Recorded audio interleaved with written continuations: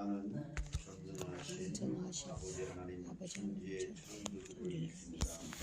나는 그의 일하신 아들 우리 주 예수 그리스도를 믿습니다.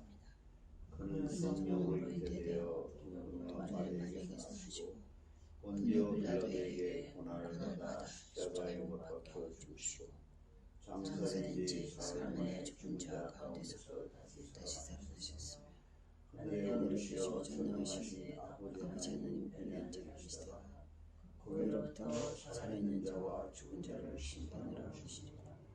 나는 성령을 믿으며 거룩한 공교회와 성도와 함께 교제와 죄를 용서하는 것과 내 벌과 영생을 믿습니다. 아멘.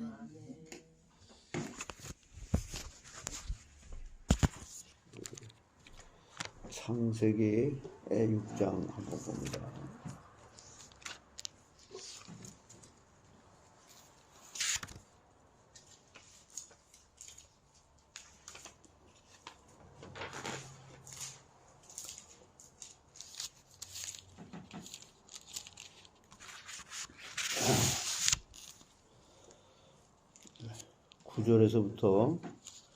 구절부터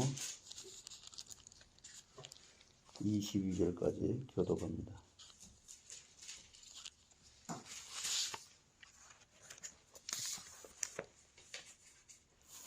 이것이 노아의 족본이라. 노아는 의인이요 당대의 완전한 자라. 그는 하나님과 동행하였으며 새 아들을 낳았으니 셈과 함과 이르시라. 그때의 온 땅이 하나님 앞에 부패하여 포악함이 땅에 가득한지라. 하나님이 보신즉 땅이 부패하였으니 이는 땅에서 모든 혈육 있는 자의 행위가 부패하였더라. 하나님이 노아에게 이르시되 모든 혈육 있는 자의 포악함이 땅에 가득하므로 그 끝날이 내 앞에 이르렀으니 내가 그들을 땅과 함께 멸하리라. 너는 부패를 나무로 너를 위하여 방주를 만들되 그 안에 칸들을 막고 역청을 그 앞밖에 치라. 네가 만들 방주는 이러하니 그 길이는 300규빗, 너비는 50규빗, 높이는 30규빗이라. 거기에 창을 내되 위에서부터 한 규빗에 내고 그 문은 옆으로 내고 상중하 3층으로 할지니라. 내가 홍수를 땅에 일으켜 무릇 생명의 기운이 있는 모든 육체를 천하에서 멸절하리니 땅에 있는 것들이 다 죽으리라. 그러나 너와는 내가 내 언약을 세우리니 너는 내 아들들과 내 아내와 내 며느리들과 함께 그 방주로 들어가고 혈육 있는 모든 생물을 너는 각기 암수 한 쌍씩 방주로 이끌어들여 너와 함께 생명을 보존하게 하되 새가 그 종류대로 가축이 그 종류대로 땅에 기는 모든 것이 그 종류대로 각기 둘씩 네개로 나아오리니 그 생명을 보존케 하라. 너는 먹을 모든 양식을 네개로 가져다가 저축하라. 이것이 너와 그들의 먹을 것이 되리라. 노아가 그와 같이 하여 하나님이 자기에게 명하신 대로 다 준행하였더라. 아멘. 하나님 감사합니다. 오늘도 하나님이 사랑해서 복된 말씀에 은혜를 받을 수 있는 자리로 나올 수 있도록 인도해 주심을 감사합니다. 삼위 하나님께서 시간도 홀로 영광 받아 주시옵소서. 오늘도 한 주간을 돌아보며 마무리할 수 있도록 오늘 이 새 토요일을 마지막 날을 주일을 준비할 수 있는 날로 인도해 주시니 감사합니다. 우리를 제약된 세상에서 구원해 주신 아버지 하나님께서 정말 시간과 계절을 따라 은혜를 베풀어 주시며 끝까지 인도 보호해 주시는 언약의 말씀을 주시니 감사합니다. 우리는 오늘도 그 언약의 말씀 앞에 머리를 숙이고 아버지 하나님의 기쁜 뜻을 따라 이루어 가시는 그 구속의 역사 속에서 저희들이 그 일에 쓰임을 받을 수 있기를 소원합니다. 그러므로 우리는 아버지 하나님 앞에 기도하며 하나님이 원하시는 하나님의 일을 하나님의 방법으로 하나님의 때에 이루어 나가도록 우리 모두의 삶 가운데 함께 해주심을 감사합니다. 오늘도 아버지 하나님께서 함께해 인도해 주셔서 우리의 예배를 받아 주시옵소서. 이 시간도 아버지 하나님께서 우리 마음의 소원을 다 이루어 주시고, 특별히 영육간에 연약한 모든 성도님들을 주님의 은혜로 꼭 붙잡아 주셔서 전 인격을 말씀의 거천신갑주로 입혀 주시옵소서. 그러므로 우리의 영혼이 하나님을 경외함으로 치유하는 광선을 발해서 외양간에서 나온 송아지같이 뛰놀게 해주셔서 우리를 그리하여 마음껏 하나님을 예배하고 함께 경배하면서 기도하고 찬양을 하면서 감사하는 삶으로 아버지 하나님께 영광을 돌리게 하옵소서. 평상에 있는 하나님의 사람들 모두에게 아버지 하나님이 이 시간도 찾아가 주시고 그 자리에 함께 하시며 그들의 상처와 병든 부분들을 어루만져 바꿀 것은 바꾸고 고칠 것은 고쳐서 강건한 육체로 하나님의 몸된 교회에 나와 함께 예배하며 하나님이 하신 일을 간증할 수 있는 귀한 시간 되게 해 주시옵소서. 아버지 하나님, 오늘도 우리의 모든 삶을 주님을 의지하며 맡겨드리오니 주님이 주장해 주시기를 원합니다. 오늘 이 시간도 친히 우리를 인도해 주시고 하나님의 성령께서 이 말씀을 속속들이 깊이 가르쳐 주시옵소서. 저희들 모두는 아버지 하나님께 도구로 쓰임받기를 원하오니 저희들을 사용해 주시옵소서. 예수 그리스도의 이름으로 감사하며 기도드리옵나이다.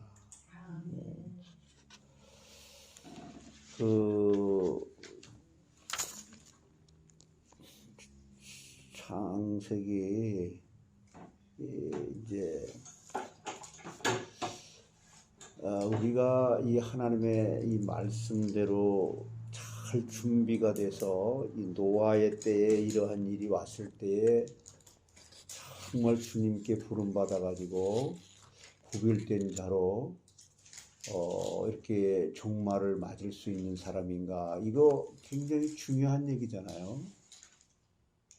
늘 믿는다고 하면서 그냥 갑자기 왔다 난 믿는다고 했지만 나는 너를 도무지 알지 못한다 한다면은 그야말로 그건 정말 인생의 그것처럼 슬픈 일이 어디 있겠습니까?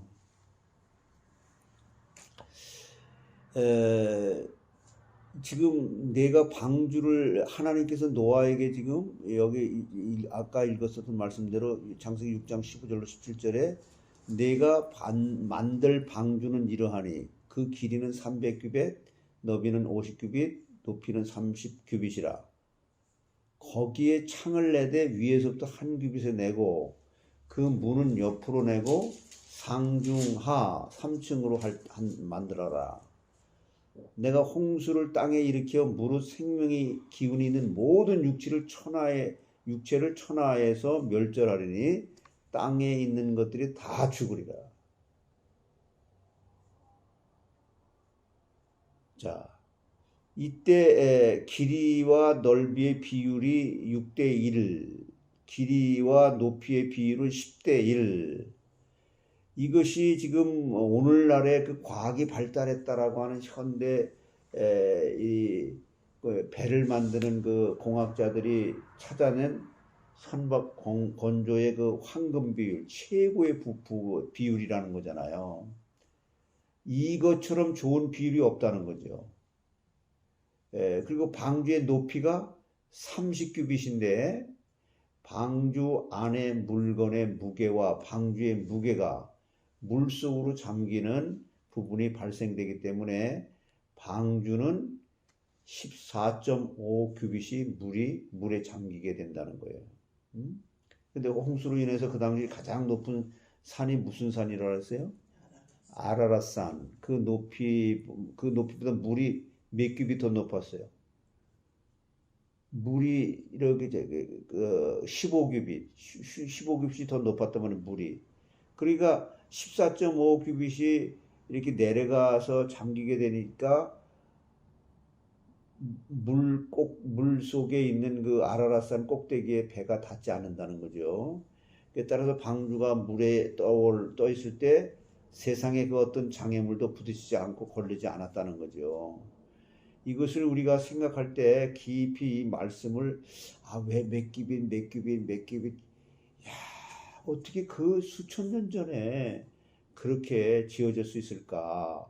하나님의 방주와 산 꼭대기의 물의 간격을 0.5 규빗 물을 더 채워서 이제 방주가 아라랏산 꼭대기에 닿지 않을 정도로 정말 안전하게 설계된 거.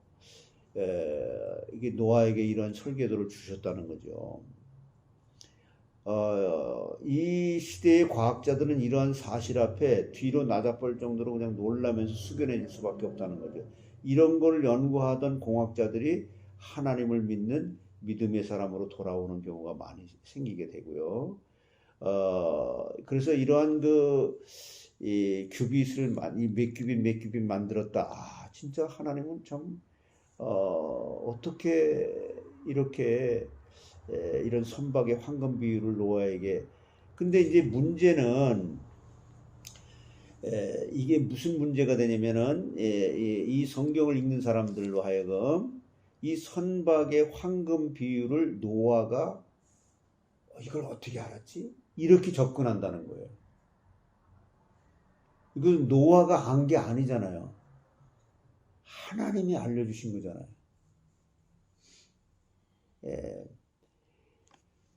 그런데 사람들이 노아가 알아낸 것이라고 착각을 한단 말이죠.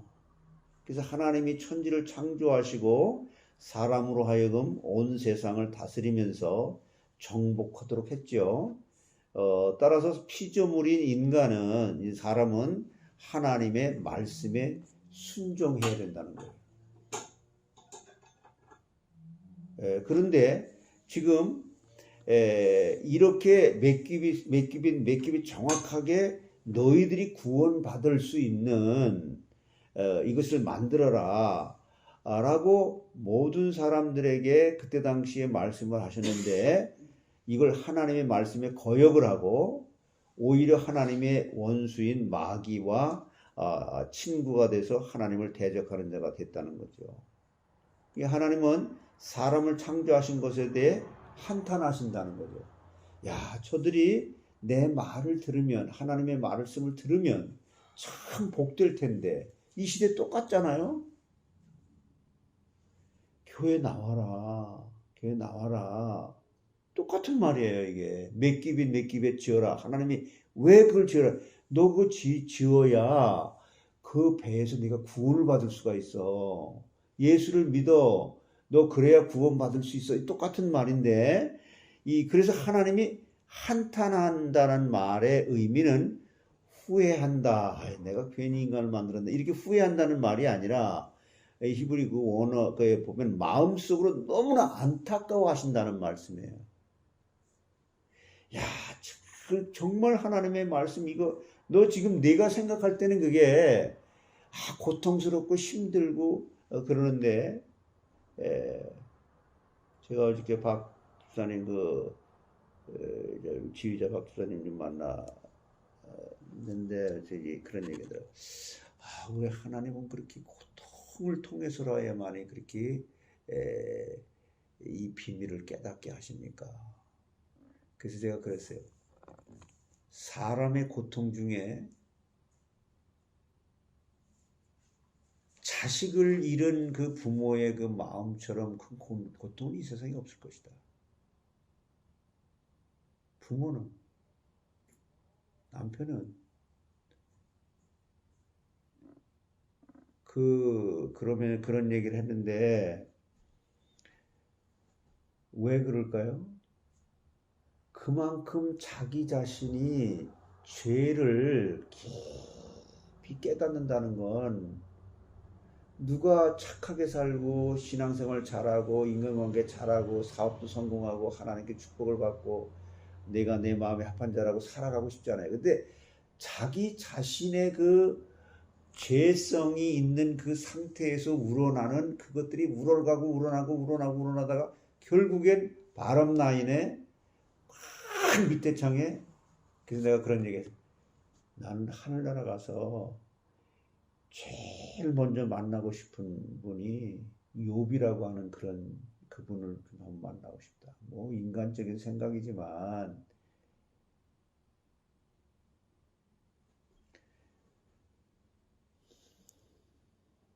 그러니까 이게 하나님께서 너무너무 많다. 결국에 이거 준비해야 되는 거 아니에요.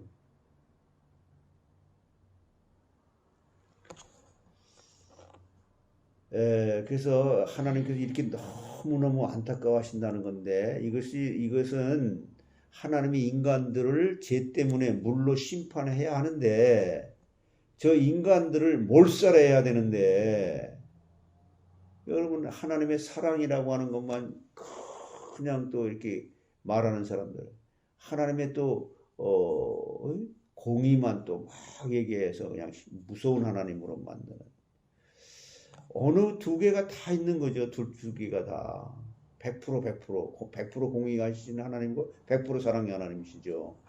하나님이 창조하고 지은 것을 심판하려고 하니까 하나님의 마음이 너무나 안타깝다는 거예요. 이것을 정말 우리가 느낄 수 있어야 되는 거 아니에요? 이 말은 우리 인간이 표현하는 말로 한탄한다, 근심한다는 뭐 이렇게 표현을 한 것인데 하나님은 절대 후회가 없으신 분이시죠. 그래서 홍수로 전 세상을 멸망시켜서 하나님이 창조한 사람을 죽인다고 생각하니까 마음이 너무너무 아픈 것이죠.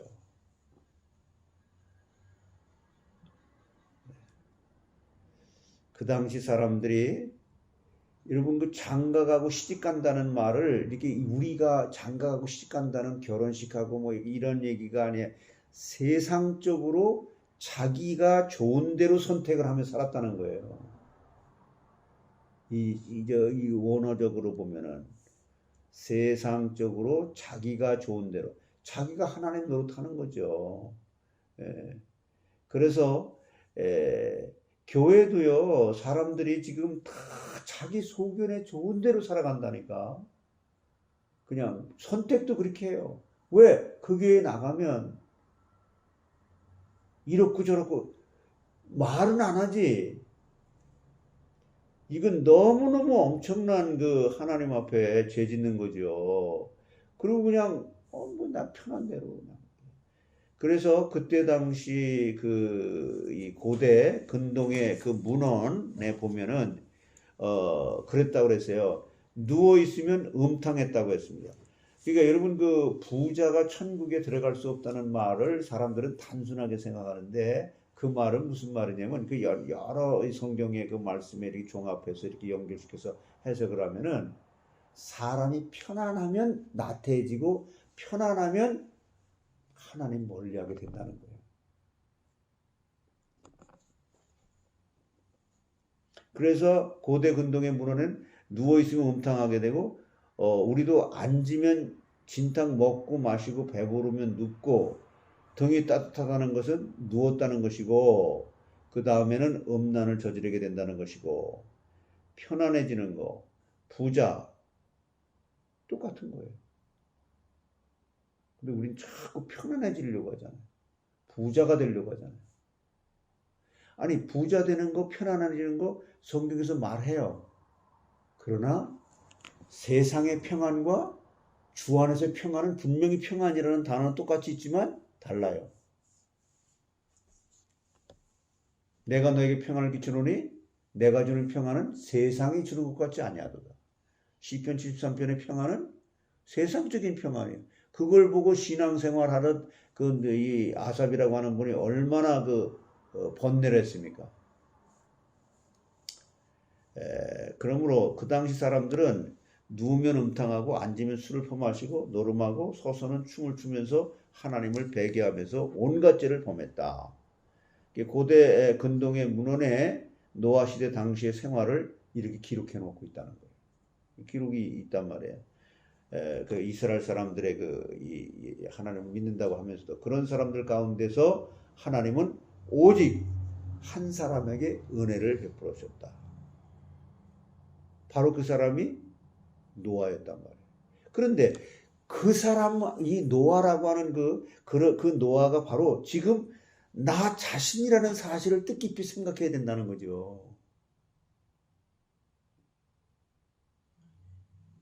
야, 나는 이 시대에 노아처럼 지금 그리스도를 계속 깨달아가고 있는가? 성화되고 있는가? 그때 당시에 노아가 방주를 짓던 것은 그리스도 상징하는, 그 구원을 상징하는 거잖아요. 그리스도를 깨달아가고 있는가? 신앙생활 잘하고 있는가? 예배에 승리하고 있는가? 기도생활 잘하고 있는가? 똑같은 거잖아. 이 시대에 무슨 뭐 배를 만들어? 그러니까 배는 뭘 상징한다 그랬어요? 그리스도 말씀. 이거 정말 중요한 거잖아요. 지금 이 세상에 얼마나 죄악이 가득 차 있는가 보여지죠. 말 안 듣습니다. 요즘에는 사람들한테 교회에 나갈게요. 하나님이 그 많은 법이, 하나님이 그 많은 것이 이제는 그냥 버젓이 그냥 행해지는 합법이 되어 있는 시대란 말이에요. 죄가 죄로 여겨지지 않는 것을 법으로 만들어내는 시대에 우리가 살아가고 있다는 거. 그냥 그 사람들 불쌍한 사람들인데. 그런 죄악이 꽉 찬 세상 속에 살아가고 있는 거예요. 그런데 하나님이 우리를 불러내서 죄악의 물결의 홍수 속에서 우리의 죄를 덮어주시고 가려주기 위해서 역청을 바른 구원의 방주인 교회 안에 들어오도록 은혜를 베풀어 주시는데,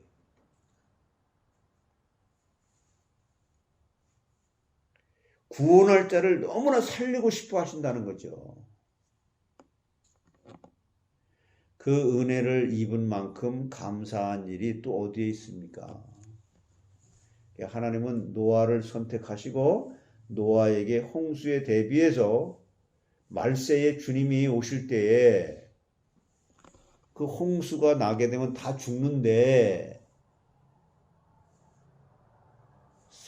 살 수 있는 방주를 지으라고 명령하신 거죠. 이 시대도 똑같이 신앙생활 잘해, 기도생활 잘해, 예배 승리해. 이게 지금 방주 지으라는 말과 똑같은 말이잖아요. 바로 우리에게 이 말세 지말에 예수님이 재림하실 때 어떤 일이 일어날 것인가를 노아의 방주를 보면서 깨달아라. 미리 보여준 거잖아요. 영화를 보여주면 시청각기에 우리로 하여금 그 구원의 방주를 만들어서 온전하게 들어가 있으라고 하나님은 간절히 소원하시는 것을 우리는 하나님의 음성으로 들어줘야 되죠. 하나님이 사람에게 설계도를 직접 주신 것은 뭐하고 뭐예요? 방주와 성막이에요. 그런데 하나님은 1536년 노아가 480세가 됐을 때에 방주의 설계도를 주시면서 직접 만들도록 지시하셨잖아요. 따라서 노아가 600세 때 홍수가 났으니까 이제 몇 년 동안 방주를 지은 거예요? 120년 동안 방주를 만든 거죠. 여기서 노아는 하나님의 명령하신 방주를 만들면서 하나님의 말씀에 단 하루라도 토를 달지 않았다는 것이 중요한 거예요. 이유가 토를 달았어 안 달았어? 이거 굉장히 중요한 거예요. 하나님께서 이 방주를 만들어라 노아에게 하니까 그냥 100% 순종했다는 거예요. 만일 때 노아가 믿음이 없었다면은 방주를 만들 수 있었어요, 없었어요? 왜? 예? 노아도 똑같이 안 믿었겠지. 그걸 이제 상황을 설명을 해야 되는데 이 상황이 뭐냐면은 그때 비가 한 번도 온 적이 없어. 경험해 본 적이 없어. 근데 비가 막 내려가지고 그때는 그냥 땅에서 올라오는 이슬로만 그 음식이 자랄 수가 있었던 거예요. 왜? 지구 위에 그 물태가 있었기 때문에 태양빛이 그걸 갖다가 말려가지고 이렇게 땅에서 올라오는 식물을 자라지 못하게 할 정도가 안 됐거든. 이 무슨 뭐 자외선 우리는 다 이거 뭐 바르고 가는데 그때 물태가 있었기 때문에 사람들이 이렇게 오래 살았던 거예요. 무드슬레가 969세까지 사는 것처럼. 그러니까 하나님의 말씀을 조건 없이 이유 토를 달지 않고 믿었다고 하는 거.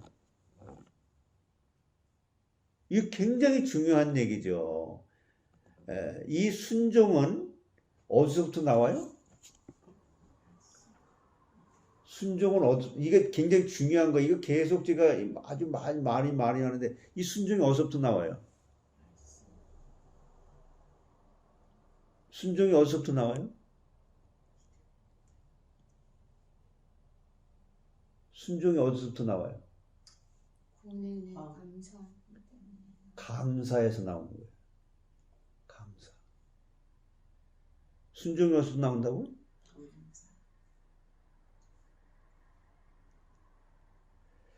정말 감사한다면 그 사람을 볼수록 우린 감사한 거죠.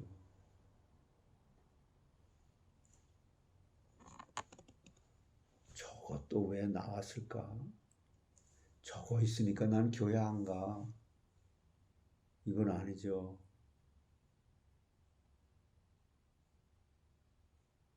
그리고 상대방이 우리가 인간적으로 이해하기 좋은 걸로 생각해 보면은 상대방이 좋아하고 기뻐하는 것을 본인 스스로 하려고 하는 자리에 내가 항상 그렇게 하려고 하잖아요.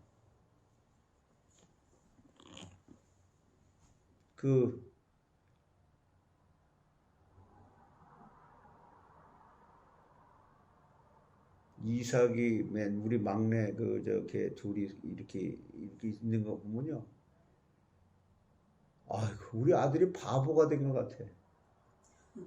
와, 근데 너 뭐가 그렇게 은혜가 좋으냐? 모든 게 다 아름답대.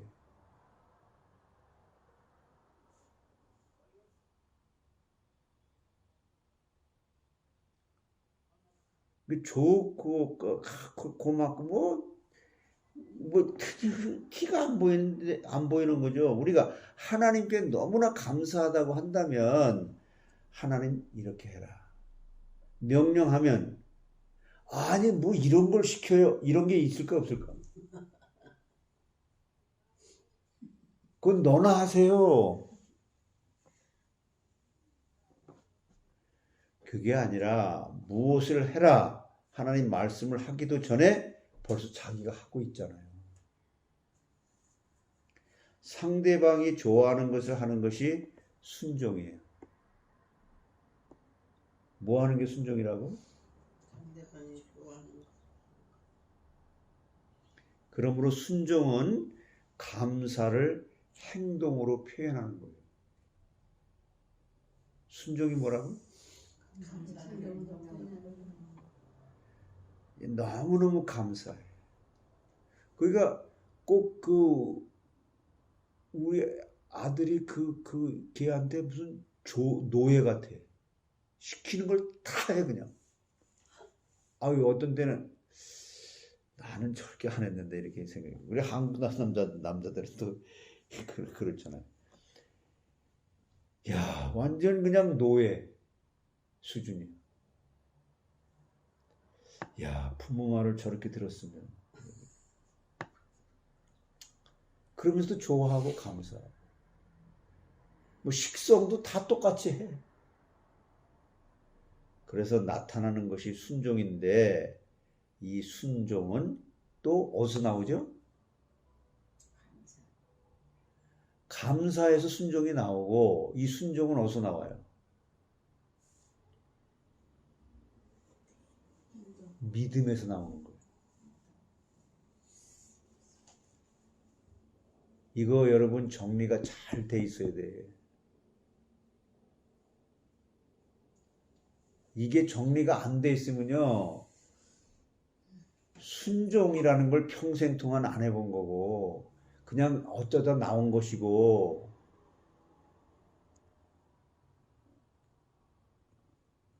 순종이 어디서부터 나온다고? 아니, 순종은 감사에서 나오는 거고 그 다음에 순종은 믿음에서 나온다. 이게 단계적으로 이게 있는 거라고. 근데 우리는 자꾸 그냥 막 이런 거, 이게 혼동스러운데 이게 정리가 돼. 다시 한번. 순종이 어디서 나와요? 감사에서 나오고 순종은 믿음에서 믿음에서 나온다.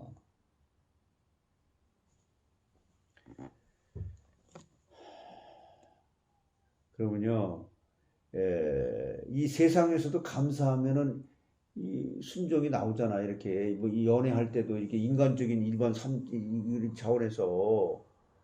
그런데 이 진정한 순종은 그러나 믿음에서 나오는 것만이 하나님께서 순종으로 친다는 거죠. 그러니까 이게 구분되어야 되는 거예요. 그러므로 믿는다는 말은 순종한다는 말과 일치가 되는 거예요. 성경을 보면 요한복음 3장 18절을 읽어보세요. 요한복음 3장 18절.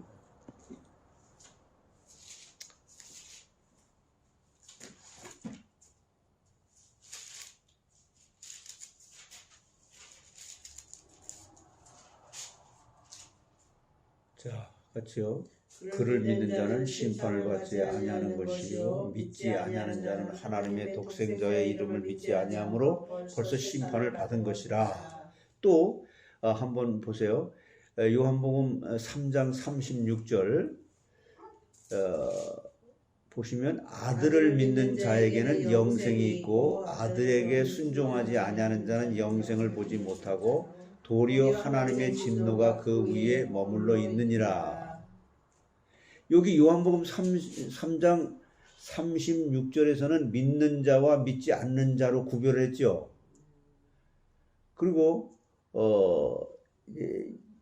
이 요한복음 3장 36절에서 믿는 자와 순종하지 않는 자로 구분을 하고 이 3장 18절하고 이렇게 믿는 자와 믿지 않는 자, 그 다음에 믿는 자와 순종하지 않는 자 이렇게 구분했잖아요. 여기서 순종하지 않는 자는 믿지 않는 자를 말하는 거잖아요. 그렇죠? 그러므로 믿는 자는 순종하는 자를 말하는 거예요. 믿는 자는 뭐 한다고? 순종하는 자. 이렇게 믿음과 순종이 대칭을 이루고 있잖아요. 그러므로 노아가 하나님의 말씀에 순종할 수 있었던 것은 바로 믿음 때문이라는 거예요.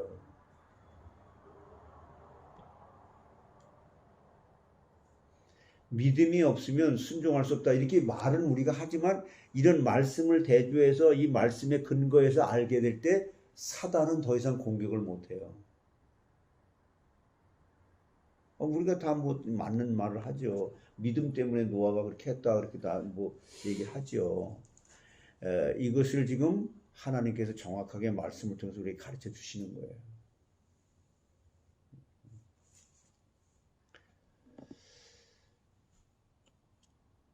그러니까 요한복음 3장 18절에는 뭐하고 얘기를 했어요? 믿는 자와 믿지 않는 자. 그렇죠. 요한복음 3장 36절에는 믿는 자와 순종하지. 그렇죠. 이렇게 구분을 해서 하는데 결국에 이런 말씀을 이렇게 찾아내서 이것을 우리가 깨닫게 되어졌을 때 이게 이제 우리의 지정의에 딱 인격적으로 이렇게 준비가 되어질 때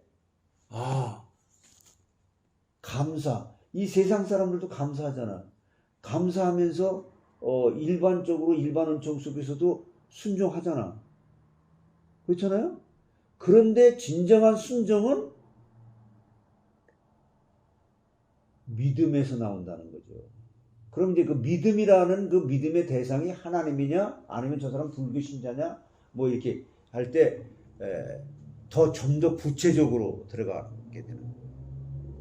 그 믿음이라고 하는 게 하나님을 믿는 그리스도 안에 덮음을 받게 되어지 덮어졌다, 가리워졌다, 숨겨졌다, 씻겨졌다. 그러니까 그 가리워지게 된 상태 그리스도 안에서 내가 발견되어지게 되면은 나는 죄인이지만 그 죄라고 하는 것을 이미 다 덮을 수 있을 만큼 다 씻어진 것처럼 이렇게 느껴지고 깨달아지게 되니까 감사하게 된다는 거예요.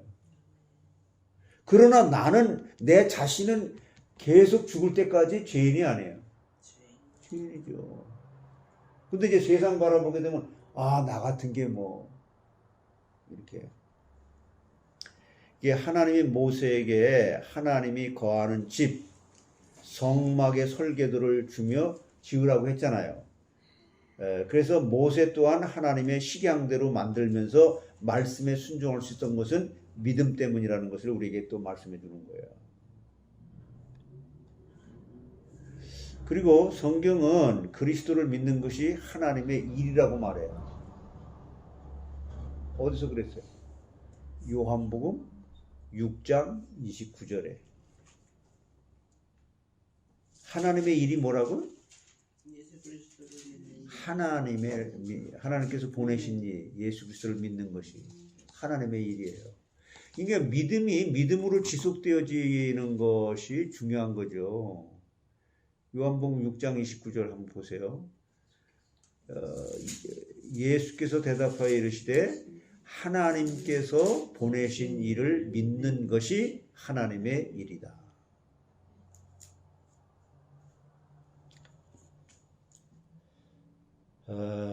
그리고 요 근래에 19세기 지금 이제 21세기가 됐는데 19세기 인류 최초의 초대형 선박을 만들었던 그것도 역시 마찬가지로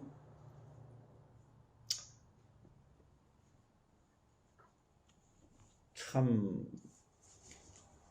19세기 인류 최고의 초대형 선박이 뭐였었어요? 그레이트 브리튼호. 타이타닉호는 그 다음에 나온 거고 제일 먼저 이제 19세기 인류 최초의 초대형 선박으로 만든 그레이트 브리튼호예요. 그게 그 배라고. 이 선박의 크기의 비율이 길이 290피트, 폭이 51피트, 높이가 30피트. 그래서 이 방주의 크기의 비율이 300 규빗, 50규빗, 30규빗. 거의 이게 이제 비율을 볼 때 비슷하다는 거예요. 290, 50, 1, 32. 그 30, 300, 50, 또 그다음에 30 이렇게 규빗이. 근데 여기는 피트로 계산했죠. 비율이 거의 비슷하다는 거예요. 그럴 이 브리튼호 선박을 건조할 때 당시 사람들이 그 배를 건조한 후에 만들어 놓고 성경을 봤다는 거예요. 그러니까 성경을 보고 우리가 290인데 여긴 높이가 300규빗, 폭이 51인데 여긴 폭이 50, 높이가 32피트로 머리 만드는데 여긴 30피트. 그러니까 이제 규빗과 피트가 조금 차이가 있었겠죠. 그래서 어떻게 성경에 이렇게 정확하게 비율이 나왔을까? 그 사람들이 그걸 만들기 전에 성경을 봤으면 얼마나 좋았겠어요. 그래서 그 중에서 참 많은 사람들이 그걸 보고 성경을 연구하고 주님께 돌아온 사람들도 있다는 거잖아요. 그 4000년 전에 도구도 없이 그 시대에 이런 과학적인 비율이 나올 수 있었을까? 그들은 성경에 있는 방주의 설교들을 보고 영감을 받아서 저명한 조선 건조 설교사 디킷이라고 하는 사람이 미국 전함을 만들었대잖아요. 미국의 이 해군 전함 함대 USS 오리건. 그래서 이 배는 지금까지 만든 군함 중에서 최고라는 평을 받는다는 거예요. 모든 게 성경을 근거로 해서 우리가 이렇게 사업도 하고 이렇게 무슨 뭘 이렇게 하게 되고 그런데 이 지금 하나님을 믿는다고 하는 사람들이 이 성경을 깊이 연구하고 깊이 묵상하고 기도하면서 깊이 들어가면서 하나님이 도와주는 사람으로 이게 발전이 돼야지 그냥 하나님을 울고먹는 사람으로 한계가 오면 안 돼요. 지금 교회에 나온다고 하는 사람들이요, 이 정말 참 안타까운 사실에 난 목회하면서 그거 실제로 내가 목회하면서 그랬지. 교회 등록하는 사람들이 중견교회 이상을 갖다가 선택을 해가지고 왜? 그 교회를 나가야 내가 새로 비즈니스를 시작하는데 그 사람들을 이렇게 와서 치과라든가 미용원자라든가 뭐 정교사라든가 뭐 이게 기본 저기가 이 장사가 된다는 거예요. 참 안타까운 거죠. 그러지 않으면 하나님께서 보낼 자를 갖다 보내지 않겠어요?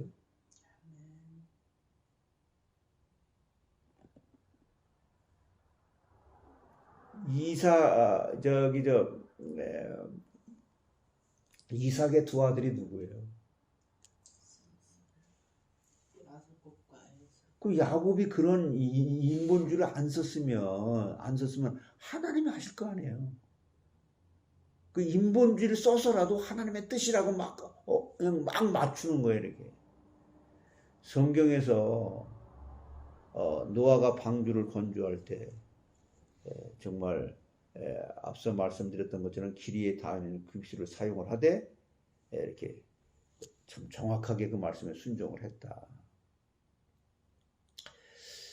그래서 이 방주를 갖다가 이렇게 전부 높이는 300규빗, 50규빗, 넓은 폭은 또 이렇게 30규빗으로 만든 그것을 환산을 하게 되면 43,200 입방미터라는 거예요. 43,200 입방미터. 그래 여러분 방주 생각할 때 이걸 생각해 보시라는 거예요. 이제 여러분이 성경을 읽을 때도 여러분 축구장 알죠? 축구장은 봤을 거 아니에요. 길이가 축구장 길이의 1.5배. 방주의 크기가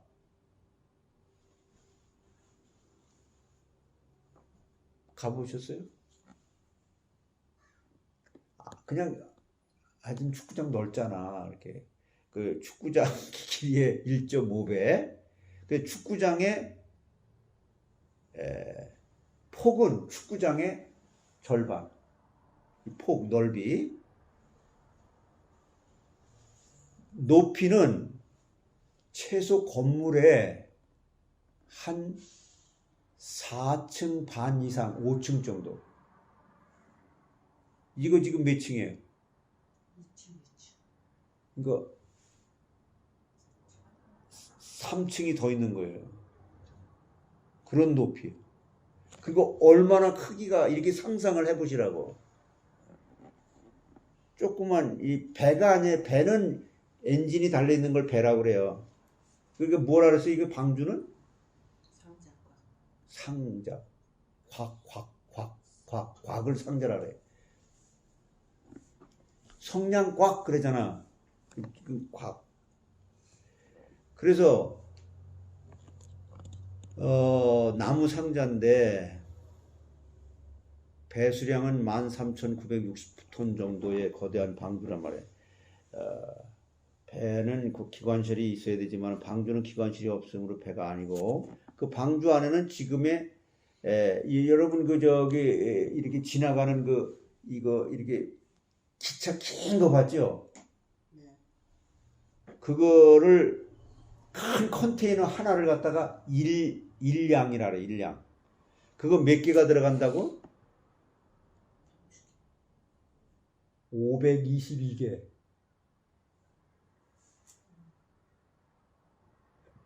어디에다가 그렇게 실을 수 있다고?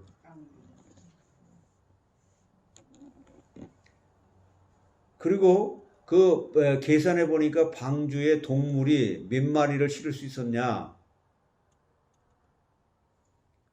몇 마리? 12만 5,280마리. 12만 5,280마리를 실을 수 있었어.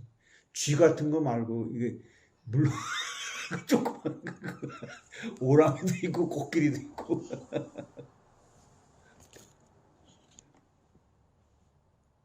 그 당시 방주에 들어갈 동물의 숫자가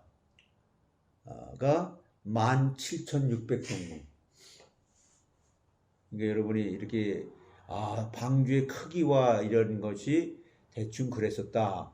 그 사람들한테 이렇게 얘기를 할 때 전도할 때도 좋잖아요. 방주 그냥 컸었어. 얼마나 컸는데? 그냥 무조건 컸었대. 이렇게 얘기하는 것보다 한 4, 5층 높이 되고 축구장에 1.5배 길이가. 축구장이 그러면 금방 알았대. 축구장이 1.5배. 그 다음에 이 넓이는 혹은 축구장의 절반 정도, 높이는 이게 4, 5층 정도, 이게 그런 걸 그때 당시 4,000년 전에 만들었어. 그거를 무슨 요즘에 배가 뭐 어쩌고 저쩌고 그래.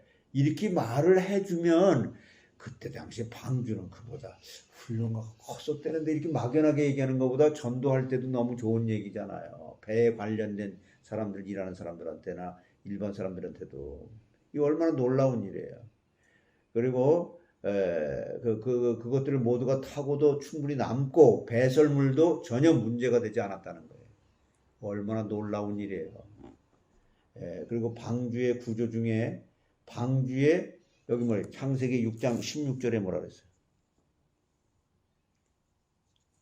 거기에 창을 내되 그랬잖아요. 창을 내되 이게 중요한 말이에요.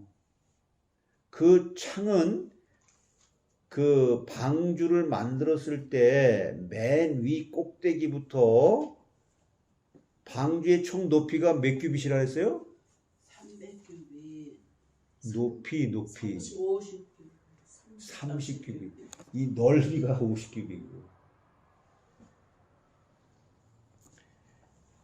한 규빗 아래 만들라 그랬죠? 방주의 총 높이가 30규빗인데 그 맨 꼭대기에서 한 규빗 아래 창을 내라 그랬거든요. 그러니까 전체 길이가 20규빗 거기다 창을 지금 내는 거잖아요. 그리고 문은 어디다 내라 그랬어요? 옆구리에다가 내라 그랬어요. 방주의 창을 3층으로 길게 냈는데 3층 꼭대기에는 사람들이 맨 밑에 층에는 뭐였어요? 1층, 2층, 3층이었었거든? 1층은 뭐예요?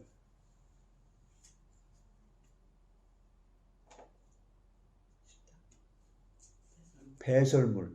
2층은 동물들. 3층은 사람. 이제 방주가 좀 이렇게 들어오죠? 이렇게 머리에? 이걸 이제 이렇게 읽고 성경을 읽어야 돼. 이렇게. 자, 그래서 방주에 창을 내고, 그러면 옆구리에 창을 냈는데, 3층 꼭대기에 사람들이 거주했고, 그 창을 통해서 뭐가 들어와요?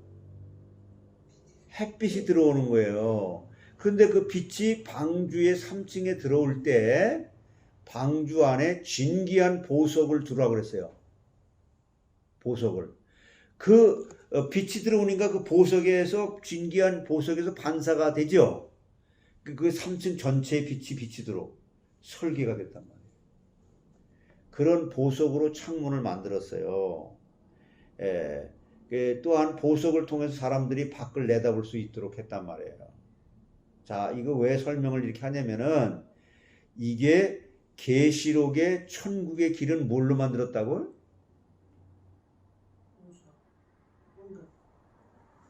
황금유리라 했어요. 황금유리. 황금유리. 이 땅에 사는 황금은 불순물이 있잖아요. 99.9%라 그러잖아요. 99%라 그래. 여기는 황금유리 전혀 불순물이 없는 거. 그거를 황금유리. 황금도 세상의 황금이 아니라 불순물이 전혀 없는 최고의 황금이었었잖아 말이에요. 우리가 사용하는 금은 천국의 것과 비교할 때 천국에서는 도로 포장도 할 수 없다. 왜? 불순물이 있기 때문에. 그런 쓰레기에 불과한 금을 우리는 하면서 이렇게 욕심을 낸다는 거죠. 그래서 방주 안의 보석은 어떤 보석인지 우리가 상상 못할 진귀한 보석이라는 거죠. 근데 여러분 구약의 그 제사장들에게 여기 가슴에 뭘 붙였었어요?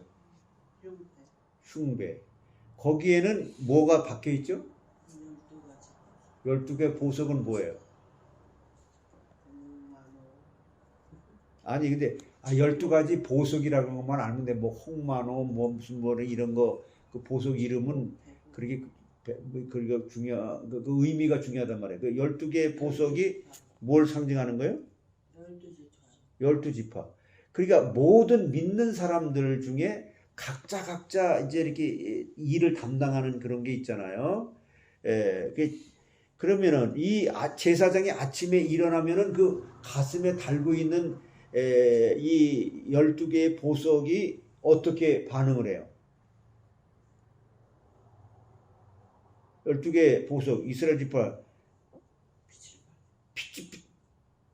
반짝반짝 빛을 발하는 게 있고 어떤 건 흑색으로 빛을 죽어가는 게 있고 그랬단 말이에요. 시커멓게 빛을 잃어가는 것이니까. 그래서 그 12개의 중에 시커멓게 빛을 잃어가는 지파는 뭘 얘기하는 거예요? 죄를 짓고 있다는 거. 그러니까 여러분 그 굉장히 놀라운 사실에 이게 12개의 그 흉배 그거 여기가 제사장은 아예 그걸 갖다가 체크하는 거예요. 어떤 건 반짝반짝. 그러니까 그 사람들은 지금 감사하면서 하나님의 일을 잘하고 있는 거예요. 근데 빛을 잃어가고 있는 건 뭐예요?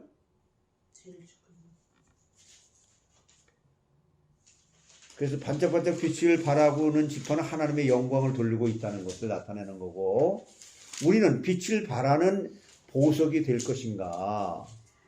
그럼 우리가 12지파라고 하는 것은 이게 우리에게 적용해서 말하면 모든 성도들을 얘기하는 거예요. 각자 받은 은사대로 아니면 빛을 잃어가는 시커먼 보석이 될 것인가? 켈리스는 어떤 보석이 되고 싶어? 빛을 발하는 보석이 되고 싶어. 빛나는 보석이 되려면은 요즘 말로 말하면 이게 어떻게 그럼 봐야 돼요? 빛나는 보석이 되려면 목사님의 가슴에서 빛이 나야 된다는 거죠. 그렇잖아요.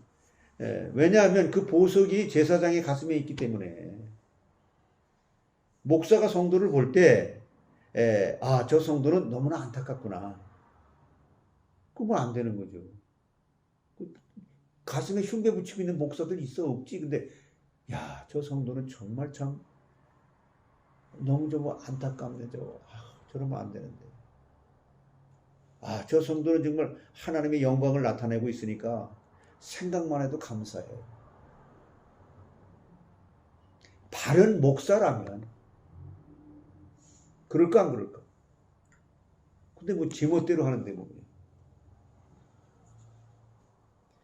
여기에 방주의 꼭대기에 한 규빗 아래 3층에 창문을 만들어 놓았다는 것은 사람들로 하여금 하늘 위로 하늘을 볼 수 있도록 했다는 거예요.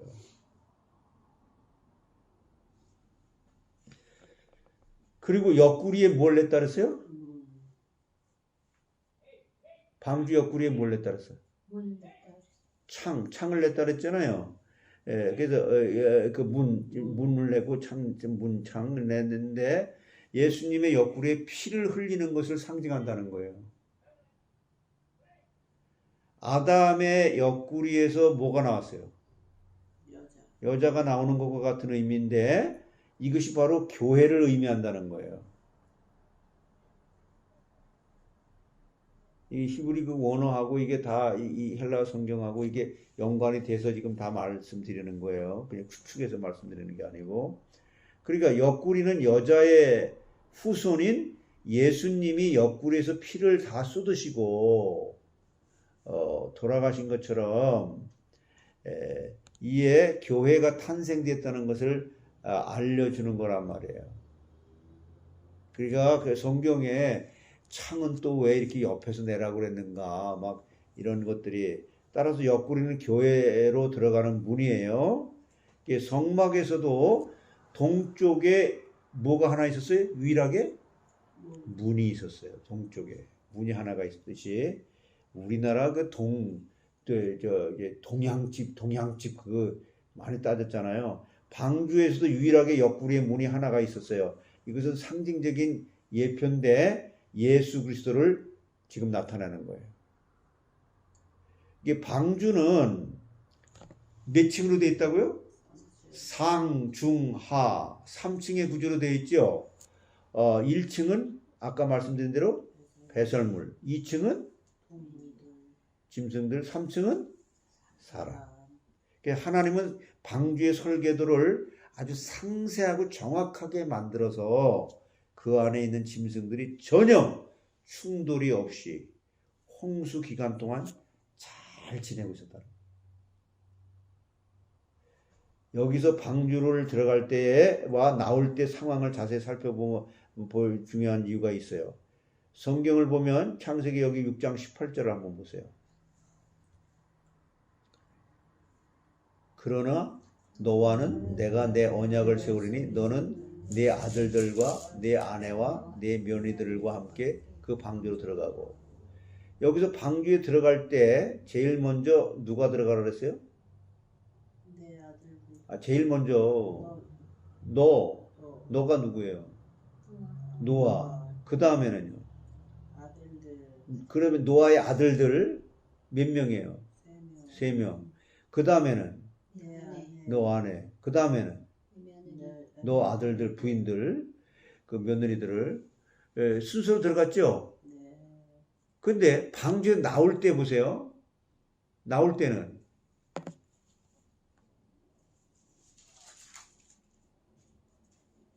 8장 16절.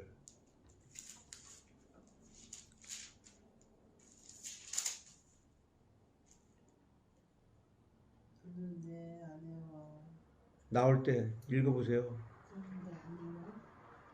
너는 네 아내와 네 아들과 네 며느리들과 함께 방주에서 나오고. 그러니까 제일 먼저 누구요? 너. 그 다음에 너 아내. 너 아들들. 그 다음에 너 아들들의 부인들. 이렇게 되죠? 이것을 들어갈 때 순서와 나올 때 순서가 같아 달라요? 이것은 방주에 들어갈 때는 뭐예요? 남자 이렇게 들어갔잖아요. 노아의 아들 이렇게 들어갔죠. 근데 또 나올 때는 남녀 이렇게 나왔단 말이에요.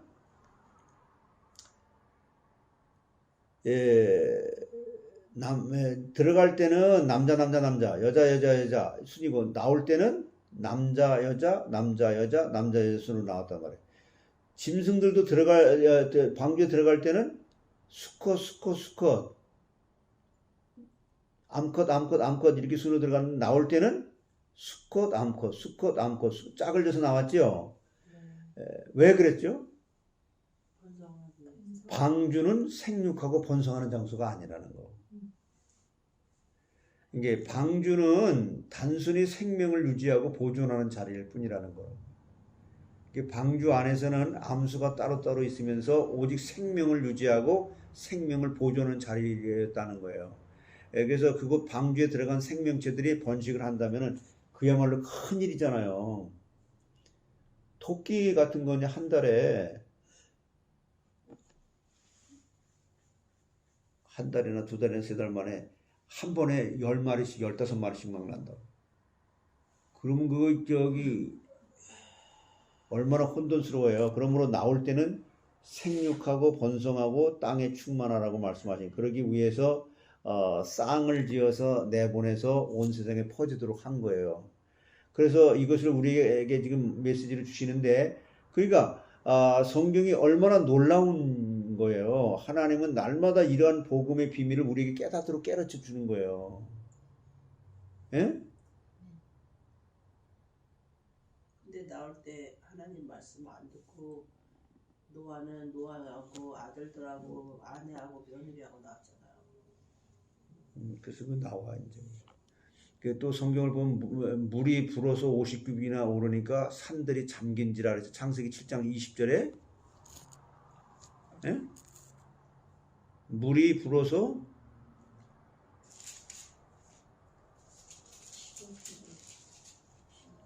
세상에 가장 높은 산 아라산 정상보다 15규빗 위까지 넘쳤다 그랬잖아요.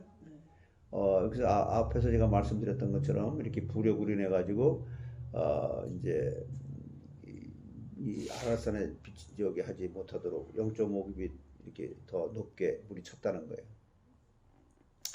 그리고 이제 최근에 이제 만들어졌던 근대사에 만들어졌던 게 타이타닉 호가 나오는 거예요. 타이타닉.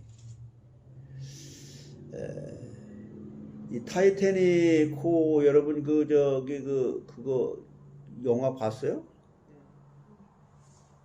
원전 선생도 봤어요? 예, 맞습니다. 뭘 느꼈어요?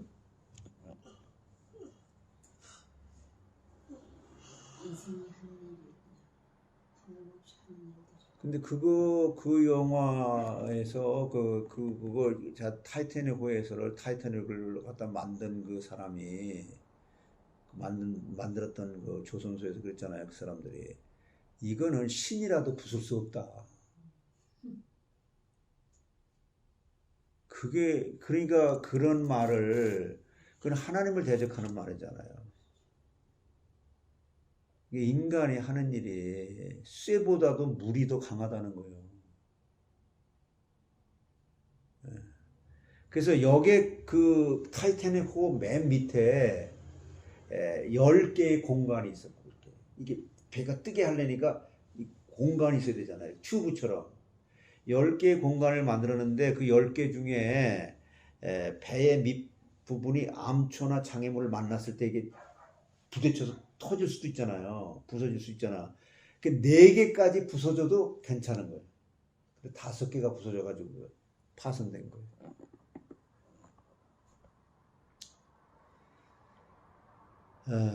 그 배는 현재로서는 세계에서 가장 큰 대형 여객선이었었잖아요. 우연의 일치가 아니죠. 그러니까 그 여객선의 그걸 만든 그 사람이 이건 신이라도 하나님이라도 이건 부술 수 없다 이렇게 말하는 게 얼마나 교만한 얘기예요. 그래서 방주의 문은 하늘나라에 들어가는 유일한 문으로 상징이 되는 거고 그러므로 그 문은 성경에 예수께서 이르시되 내가 곧 길이요 진리요 생명이니 나로 말미암 자는 아버지께로 올 자가 없느니라. 요한복음 14장 6절이죠. 이게 예수 그리스도 상징하는 거고 두 번째 그 방주의 문은 생명 되시는 예수 그리스도를 상징하는 거예요. 세 번째 이제부터 새로운 시작이신 예수님. 방주 옆에 문은 내 옆에 계시는 예수님을 상징적으로 보여주기 때문에 이제부터 새로운 시작의 의미로 항상 우리 곁에 피를 쏟아주시고 예수님의 옆구리에 차고 우리와 함께 하면서 인도해 가심으로 우리의 옆에 항상 계시는 것을 말씀해 주는 거예요. 구약에 이렇게 창을 내고 방주는 그리스도를 상징하는 거잖아.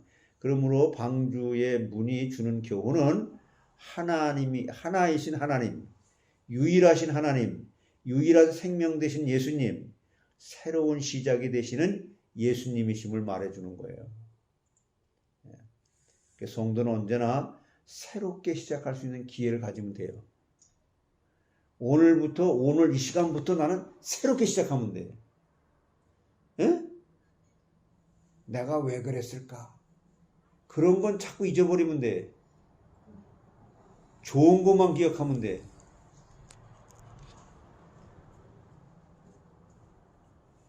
그거 굉장히 중요한 얘기예요. 오늘부터 새롭게 아멘. 우리 서로 사랑하면서 아멘. I love you. I love you too. Christ. 성경에 언급된 창문은 주로 생명과 연관되는 거예요. 여호수아 2장에 가나안 땅에 들어간 정탐꾼들은 기생 라합의 집에 들어갔죠.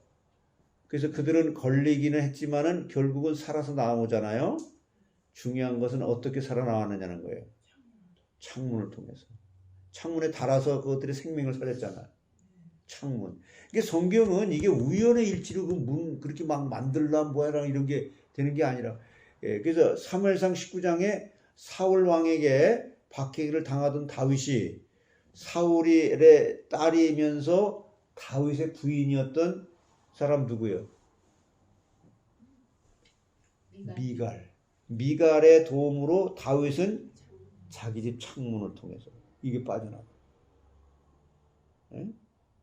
그래야 그때 그렇게 눈에 보이는 것은 걸 통해 가지고 그래야 설명을 해줘야 사람들이 알기 때문에.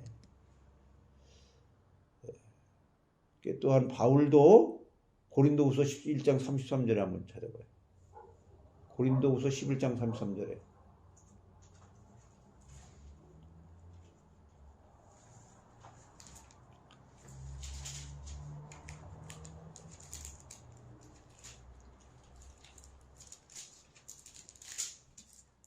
고린도후서 11장 33절 나는 광주를 타고 들창문으로 성벽을 내려가 그 손에서 벗어났노라. 이것은 바울이 다메섹 아레다 왕에게 잡혀 죽을 뻔했을 때 성벽의 창문을 통해서 무사히 살아났다고 지금 얘기하는 거잖아요.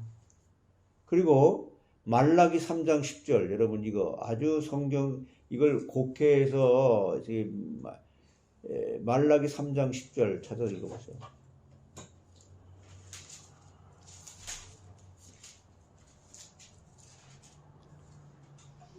만군의 여호와가 이르노라 너의 온전한 11조를 창고에 들여 나의 집에 양식이 있게 하고 그것으로 나를 시험하여 내가 하늘 문을 열고 너에게 복을 쓸 곳이 없도록 두지 아니하나 보라.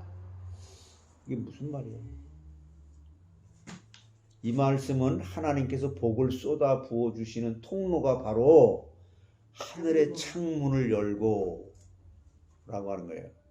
이 복을 여러분 모두가 우리 모두가 다 받아 누리시길 바랍니다.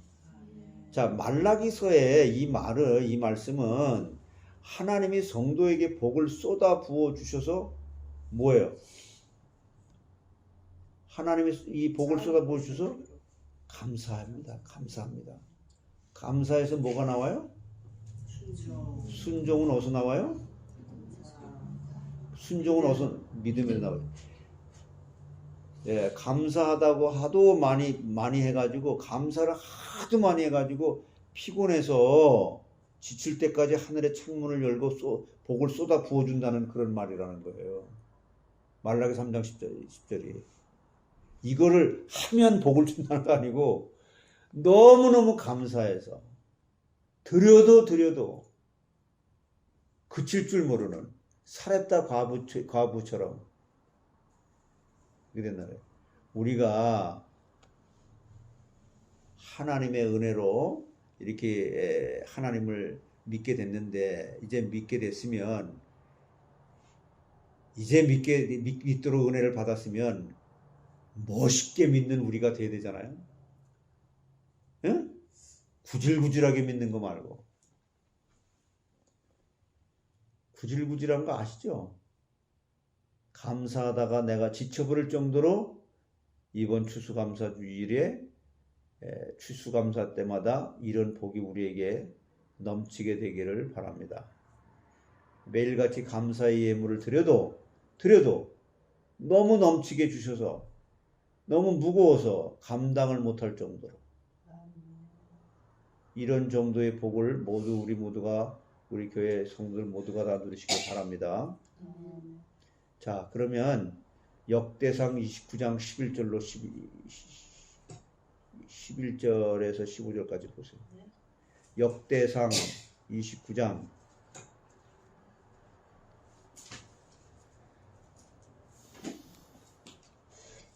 이렇게 이런 게 이렇게도 우리가 있어야 되겠죠. 역대상 29장 11절에서부터 15절까지 시작. 여호와여 위대하심과 권능과 영광과 승리와 위엄이 다 주께 속하였사오니 천지에 있는 것이 다 주의 것이로소이다. 여호와여 주권도 주께 속하였사오니 주는 높으사 만물의 머리심이니이다. 부와 귀가 주께로 말미암고 또 주는 만물의 주제가 되사 손에 권세와 능력이 있사오니 모든 사람을 크게 하심과 강하게 하심이 주의 손에 있나이다. 우리 하나님이여 이제 우리가 주께 감사하오며 주의 영화로운 이름을 찬양하나이다. 나와 내 백성이 무엇이기에 이처럼 즐거운 마음으로 드릴 힘이 있었나이까. 모든 것이 주께로 말미암아 싸우니 우리가 주의 손에서 받은 것으로 주께 드렸을 뿐이니이다. 우리는 우리 조상들과 같이 주님 앞에서 이방 나그네와 거류민들이라. 세상에 있는 날이 그림자 같아서 희망이 없나이다. 이 고백이 우리의 고백이 되길 바랍니다. 우리는 이처럼 매일 감사의 예물을 드려도 너무 넘치게 주셔서 무거워서 감당을 못할 정도로 복을 받아 누려야 될 거 아니에요. 그러므로 성경에 나오는 방주의 창문이나 성막의 문, 그리고 모든 창문은 구원과 복의 통로가 되는 거예요. 그게 바로 예수 그리스도를 통해서만 복이 온다. 그것이 바로 예수 그리스도를 깨달아야 된다. 예수 그리스도는 어디에 기록되어 있느냐? 성경에 기록되어 있다. 그러므로 그러니까 성경을 읽을 수밖에 없죠. 이것이 성막에서는 첫 번째 울타리에 문이 있고 두 번째 성소와 지성소 사이에 휘장이 위에서 아래로 찢어진 것과 같은 의미예요. 그러므로 죄인이던 우리가 그리스도를 통해서 하나님과 만나게 되는 복을 하나님의 은혜로 허락해 주신 거예요.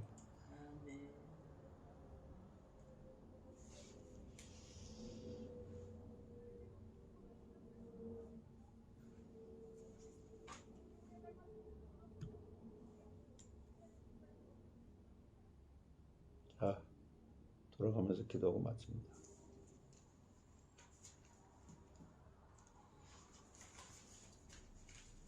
은혜와 사랑이 충만하신 하나님 아버지,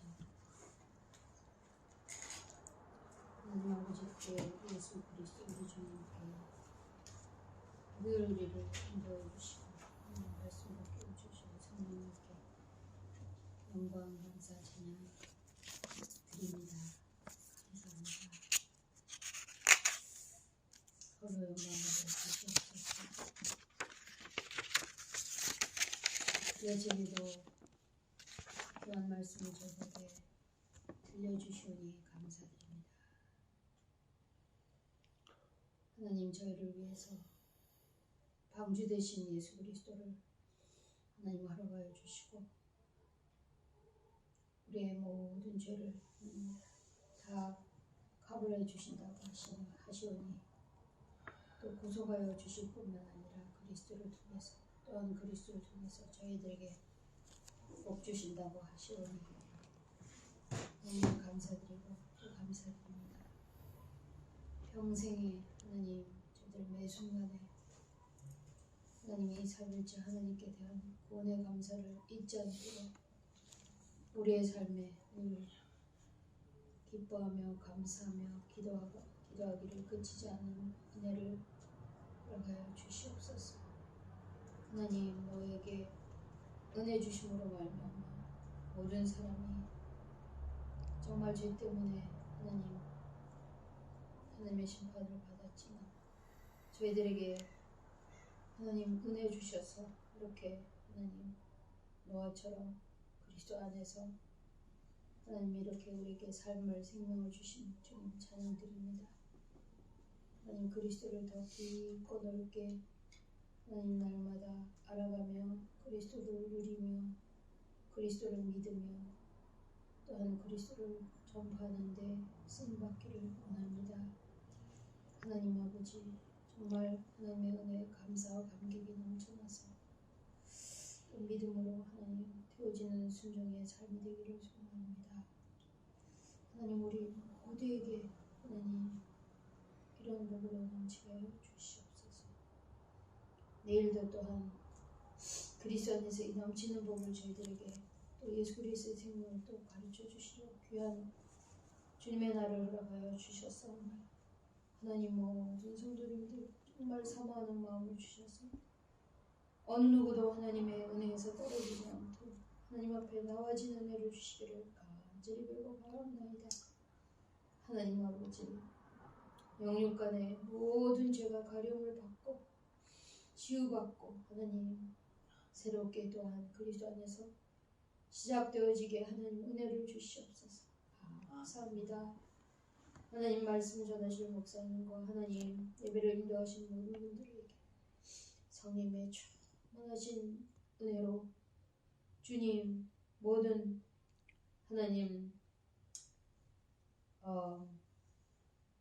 그런 인텔렉츄얼 parte 지혜와 정과 또한 이 웰링네스의 하나님 이 윌의 은혜를 주셔서 하나님의 지정의로 하나님 우리를 바꿔 주시옵소서. 모든 영광과 감사 찬양을 주님께 드리며 예수 그리스도 이름으로 기도드립니다. 아멘. 하나님 감사합니다. 오늘도 구원받은 자의 특권으로 말씀 안에서 듣게 하여 주시고 오늘 하루를 시작하게 하여 주신 것 감사를 드립니다. 정말 24시간 예배를 승리할 수 있도록 하나님 생각으로 마음으로 몸으로 느낄 수 있는 은혜를 허락하여 주신 것 감사를 드립니다. 말씀에 순종하고 믿음으로 오늘 하루도 하나님 앞에 살아가기를 원하오니 주님 함께하여 주시기를 원합니다.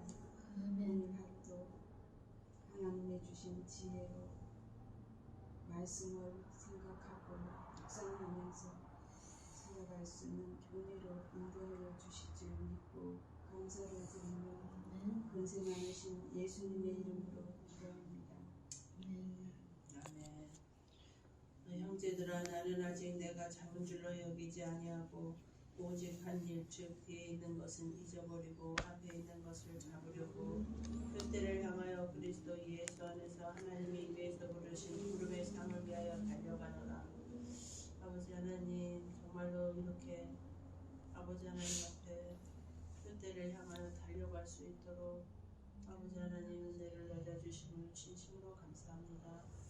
그러나 아버지 정말 인간은 아버지 저 100% 죄인임을 아버지 하나님 정말로 깨닫습니다. 주님 하나님께서 정말 예수 그리스도의 피값 주고 사셨는데도 아버지 하나님 세상의 것에 아버지 얽매여서 아버지 하나님 정말 뒤의 것을 돌아보고 아직도 손을 놓지 못하고 발을 한 군데 아버지 하나님 아직도 다 빼지 못하고 아버지 있는 죄를 봅니다. 아버지 하나님 그러나 이제 뒤의 것은 잊어버리고 아버지 앞에로 아버지 정말 그때를 향하여 아버지 부르심의 상을 바라보면서 나아갈 수 있도록 한 발 한 발 주님 앞으로 나아갈 수 있도록 주님 도와주시옵소서. 아버지 하나님 은혜가 필요합니다. 아버지 날마다 은혜를 사모하게 하시고 아버지 말씀으로 길들여지게 하시고 아버지 하나님 저 정말로 기도로 도움을 구할 수 있도록 아버지 새 생명을 주신 아버지 하나님께 감사를 드릴 수밖에 없는 아버지 하나님 저 정말로 날마다 감사가 넘쳐나서 아버지 하나님 저 정말로 축복이 정말 쌓을 곳이 없도록 아버지 하나님 저 정말로 감사의 예물을 아버지 정말 드리다가 지칠 때로 지칠 때로 지치게 아버지 하나님 저 그런 감사가 되게 하여 주시옵소서. 감사드렸고 예수님 이름으로 기도합니다. 아멘. 성삼위 하나님께서 홀로 영광 받아 주시옵소서. 저희들이 무거울 시간대 이렇게 사랑해 주셔서 저희들은 하나님의 사랑을 감히 받을 만한 조건과 자격이 전혀 없습니다. 그러나 하나님의 조건 없는 사랑으로 그 은혜로 공의로 심판하기로 말한다면 저희들은 영벌을 받아 마땅하지만 하나님이 인간의 몸을 입고 오셔서 십자가에 죽고 부활하신 이 놀라운 구원을 생각할 때 저희들은 감사하지 않을 수 없습니다. 그 감사할 때 하나님의 말씀이 떨어지자마자 노아처럼, 아브라함처럼, 모세처럼 이렇게 말씀에 순종할 수밖에 없는, 그러므로 그 순종이 곧 하나님이 그리스도 안에서 나를 만나게 해주신 이 그리스도 안에서 이미 죄를 덮어주었고 가리워졌고 다 씻어주신 것처럼 우리는 그리스도의 그 능력이 우리의 마음속에 꽉 들어차서 믿음으로 말하고 생각하고 행동할 수 있는 줄 믿습니다. 그리하므로 언제나 내 자신의 그 죄성은 그리스도 안에서 발견되어질 때에 죄가 보여지지 아니하고 그리스도의 의만 바라보아지고 그 방주에서 하나님의 나라를, 하나님을 바라보는 그 은혜로부터 전신갑주를 입은 의의 사람으로 살아가게 될 줄 믿사오니 주님 매 순간마다 분초마다 오직 무시로 성령 안에서 기도하는 가운데 세상을 이길 만한 그 지혜를 우리의 삶 속에 나타나지게 해 주시옵소서. 아멘. 그런 발걸음으로 인도해 주시옵소서. 아멘. 언제나 실패를 했다면 실패한 것을 바라보지 말고 이 시간부터 새롭게 출발하게 하는 하나님의 은혜를 바라보게 해 주시옵소서. 과거의 모든 상처를 건드릴 때마다 사단은 그리스도를 바라보는 순간 사라지게 하시고 우리의 마음속에 평강과 새롭게 출발하는 하나님의 나라의 길만, 꽃길만, 진리의 길만 그리스도 안에서 발견되어지는 놀라운 은혜가 넘치게 해 주시옵소서. 아멘. 그리함으로 하나님의 그 놀라운 사랑이 우리를 통해서 나타나게 될 때 그 향기가 번제를 드릴 때, 소제를 드릴 때 그 향기를 하나님께서 흠양하시는 것처럼 다른 사람에게도 그 향기가 전달되어지도록 저희들이 다 사용되어지게 해 주시옵소서. 예수 그리스도의 이름으로 감사하며 기도드리옵나이다. 하늘에 계신 우리 아버지여, 이름이 거룩히 여김을 받으시오며 나라의 마옵시며 뜻이 하늘에서 이룬 것과 같이 땅에서도 이루어지이다. 오늘날 우리에게 일용할 양식을 주옵시고 우리가 우리에게 죄진 자를 사하여 준 것 같이 우리 죄를 사하여 주옵시고 우리를 시험에 들지 말게 하옵시며 다만 악에서 구하옵소서.